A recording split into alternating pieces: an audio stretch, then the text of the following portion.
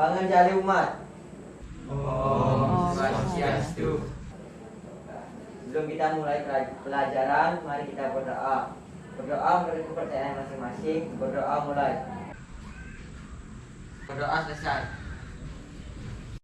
Pagi ini, sebelum kita mulai pelajaran, Ibu ingin memupuk rasa nasionalisme kalian. Kita menyanyikan lagu Garuda Pancasila terlebih dahulu. Pancasila, akulah pendukungmu. Patriot proklamasi, sedia berkorban untukmu. Raja adil, makmur, serta maju. Sudah masuk hari ini? Restu Dela Nipta. Katanya sakit ya? Apa yang kalian rasakan setelah menyanyikan lagu Garuda Pancasila? Dia menambah rasa bangga terhadap negara Indonesia kita sendiri. Pancasila itu sendiri sebagai apa sih di Indonesia? Sebagai ideologi negara. Semuanya hafal ya? Oke, sebelum kita memulai pembelajaran, setelah itu dilarang keluar kelas jika tidak ada kepentingan yang mendesak. Oke, sebelum kita mulai, Ibu akan menyampaikan tujuan dari pembelajaran kita hari ini. Hari ini kita akan belajar PPKN. Nah, di layar di depan sudah ditayangkan, itu ada tujuan pembelajaran. Jadi pada pembelajaran kita hari ini, kita akan menggunakan model pembelajaran problem based learning. Jadi di sini kita akan berfokus pada pemecahan masalah. Oke, kalau sudah paham, sekarang kita akan membahas garis besar cakupan materinya. Untuk materi yang sudah Ibu share di grup, sudah dibaca? Cakupan materinya pertama, kita akan belajar lembaga-lembaga negara Kesatuan Republik Indonesia. Kemudian yang kedua, kewenangan. Apa saja sih wewenang dari lembaga negara kita tersebut. Dan yang ketiga ada penyelewengan atau penyalahgunaan wewenang. Itu sering kali kita temui, hampir setiap tahun ada berita menayangkan tentang penyelewengan wewenang. Untuk itu silakan dikerjakan pretestnya. Diki berapa Diki? 80. Wah, Diki 80 ya. Oke, jadi pretest itu Ibu berikan untuk mengukur kemampuan kalian di awal. Sekarang Ibu akan menayangkan satu video. Silakan disimak bersama. Ini video tentang salah satu oknum lembaga negara. Kedengeran ya? Ya. Yang suka nonton berita pasti pernah nonton kasusnya Bayu Tambunan. Ini adalah salah satu oknum lembaga negara yang berhasil melakukan pemalsuan identitas, kemudian suap. Maka dari itu dia bisa melakukan liburan padahal masih berstatus tahanan. Nah, bagaimana sih sebenarnya kenapa bisa dia seperti itu? Apa polisinya yang bertugas tidak melarang dia keluar, atau jangan-jangan ada sesuatu? Ya, sudah ya. Dari tayangan video yang tadi kita saksikan, kira-kira ada yang tahu nggak kita mau belajar tentang apa sih hari ini? Saya Bu. Oke, dari Ayu. Tentang apa Ayu? Tentang lembaga-lembaga negara Republik Indonesia. Iya, tentang lembaga-lembaga negara Kesatuan Republik Indonesia menurut Undang-Undang Dasar 1945. Daniel, mau nanya apa? Kenapa sih kita harus belajar tentang lembaga-lembaga negara? Kita sama-sama tahu bagaimana sih dalam proses pemerintahan di Indonesia agar bisa berjalan dengan baik. Siapa saja sih yang bekerja di dalamnya? Tentunya ada orang-orang yang tergabung dalam lembaga-lembaga tertentu yang membantu proses pemerintahan itu dapat berjalan dengan baik dan lancar. Dapatkah satu negara itu bekerja hanya presiden saja? Tidak. Presiden juga dibantu oleh para menteri. Menteri dibagi lagi menjadi beberapa menteri yang membidangi bidangnya masing-masing. Begitu juga di dalam pemerintahan di Indonesia. Ada presiden bersama DPR yang membuat undang-undang. Ada MPR yang tadi Reva jawab, yang tugasnya adalah melantik dan memberhentikan presiden. Itu contohnya. Sudah paham ya? Ada gambar yang Ibu share kemarin. Kira-kira ini gambar apa? Oh iya. Dapat dilihat di WhatsApp grupnya? Apa kita? Lembaga negara. Iya, ini adalah gambar dari lembaga negara menurut Undang-Undang Dasar 1945. Ada berapa sih lembaga negara menurut undang-undang? Nah, oke, Genta, ada berapa? Ada 8. Ada 8. Kalau yudikatif itu ada siapa saja di sana? Siapa, Reva? MA, MK, KY. Iya, ada MA, MK, dan KY. Nah, tugas mereka ngapain? Tentang kehakiman. Iya, dia bertugas dalam bidang kehakiman. Tepuk tangan dulu untuk mereka ya. Ada BPK. BPK tugasnya apa?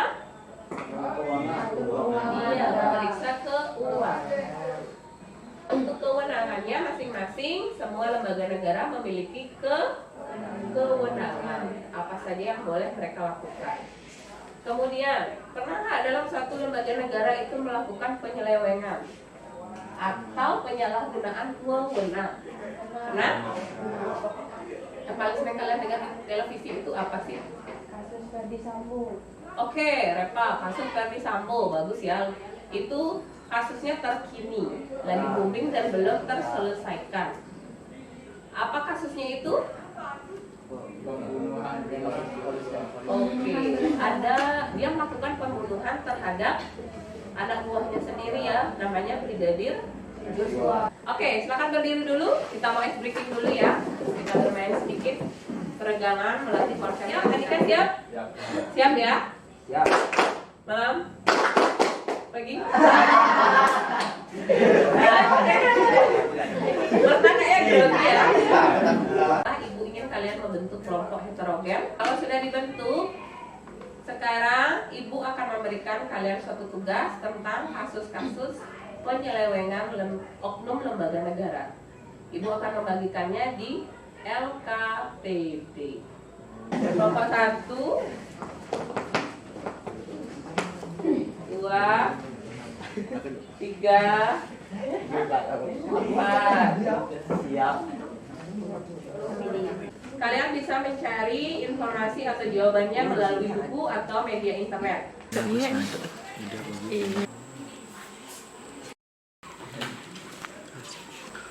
Jadi gini ya teman-teman, kasus yang kita bahas sekarang. Tolong kamu cari jawabannya ya. Namanya bisa ditanyakan sama ibu ya. Sudah jelas ya? Kelompoknya Mia, kenapa Mia? Kasus mafia pajak itu apa, Bu? Sudah dibaca itu? Sudah. Sudah. Pelapan uang pajak itu sendiri. Kalau kita sering ngomongnya itu bahasanya korupsi biasanya.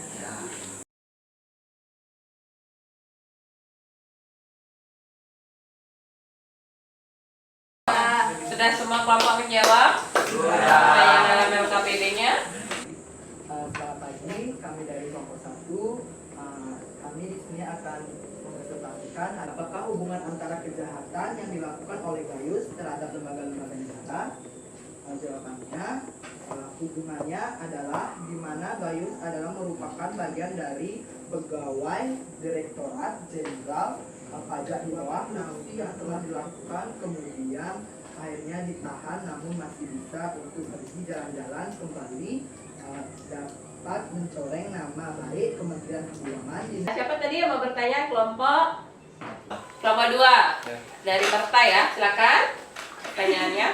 Selain dalam bentuk korupsi, apa saja sih contoh kasus lainnya yang dilakukan oleh Gayus?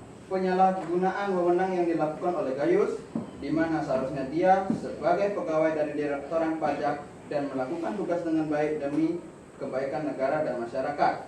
Bukan malah sebaliknya, digunakan untuk kepentingannya semata. Kemudian, setelah berstatus tahanan, Gayus masih bisa melakukan kegiatan jalan-jalan, menyamar menggunakan wig dengan cara memberikan suap kepada pihak berwajib. Yang kurang jelas menurut Dokter? Sudah, Bu. Sudah jelas ya? Kita tepuk tangan dulu untuk kelompok selanjutnya. Silakan kelompoknya Tian ya. Berdasarkan kasus di atas, bagaimanakah cara yang paling tepat untuk mengatasi tindakan penyelewengan wewenang jabatan yang dapat dilakukan kelompok kalian? Menurut kami, cara yang paling tepat dilakukan oleh pihak berwajib terhadap kasus yang dipaparkan di atas adalah memberikan pendidikan anti korupsi di sekolah sehingga sejak dini anak-anak bisa tahu efek apa yang bisa ditimbulkan dari perbuatan korupsi, menghukum oknum yang bersalah sampai benar-benar jerah. Jadi tidak ada lagi tahanan yang bisa jalan-jalan. Satu ingin bertanya, apakah terdakwa Gayus bisa dipecat dengan kasus yang dilakukan? Apa Gayus bisa dipecat dengan kasus yang sudah dilakukan olehnya? Jadi setiap lembaga negara atau oknum lembaga negara dalam menyelenggarakan tugasnya, jika mereka melakukan suatu kesalahan yang cukup berat, itu dapat diberhentikan dengan paksa. Di sana dari kelompok 3 ya. Ada pertanyaan lagi dari yang lain? Tidak ada, berarti sudah jelas? Ya. Sudah jelas, kita beri tepuk tangan dulu untuk kelompok 3.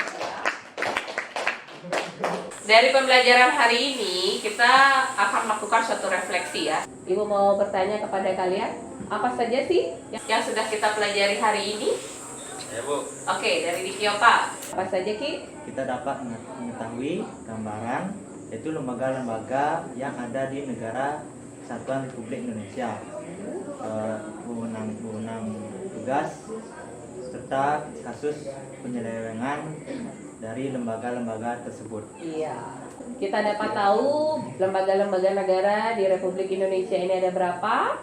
Kemudian kewenangannya mereka apa saja? Kemudian penyelewengan atau penyalahgunaan jabatan yang sering dilakukan oleh salah satu oknumnya itu apa saja? Dan akibatnya juga sudah kita bahas tadi. Sudah? Kemudian kalian puas nggak pada pembelajaran hari ini? Puas. Puas apa tidak? Puas. Kenapa bisa puas? Karena bisa tahu. Lagi? Karena proses pembelajarannya Santai, menyenangkan. Karena ada expliking. Kemudian ada kendala nggak tadi selama proses pembelajaran yang sudah kita lalui? Dari Dela, apa kendalanya? Dari koneksi internetnya, kenapa Dela? ada sedikit gangguan. Sedikit gangguan. Tidak apa-apa, semua bisa teratasi? Bisa. Nah, dari pembelajaran hari ini siapa sih kira-kira yang bisa menyimpulkan apa saja yang sudah kita lalui hari ini? Siapa yang bisa menyimpulkannya? Siapa? Apa sih yang bisa disimpulkan? Dari yang kita pelajari tadi, kita dapat mengetahui lembaga-lembaga yang ada di Indonesia, wewenang-wewenangnya, dan apa yang bisa mereka lakukan untuk penyalahgunaan. Oh, penyalahgunaannya. Oke, yang lainnya gimana? Sama ya? Sama. Kalau semuanya sudah satu persamaan, silakan dibuka WA grupnya lagi. Di sana sudah Ibu bagikan post test. Jadi yang tadi dapat 50, 60, semoga di post test ini nilainya lebih besar karena sudah ada paparan materi. Silakan dibuka dulu. Linknya sudah ada di sana. Siapa tadi dapat 80 Ibu dengar ya? Diki sekarang dapat berapa? 100. Bagus.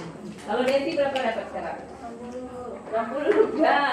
Ada naik lagi 10. Jalan? 70. Good. Semuanya sudah ada peningkatan ya? Berarti semuanya sudah? Saya 100, Bu. Oh, tetap 100 juga. Oke, sekarang untuk kita semua.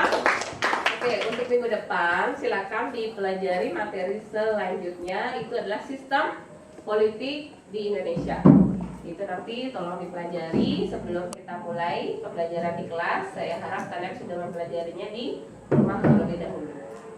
Oke, sampai di sana ada pertanyaan lagi? Ya.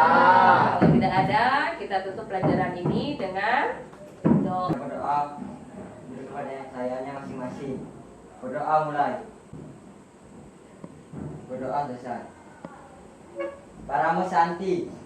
Om Santi Santi Santi Om. Ya, kalau sudah beres silakan istirahat.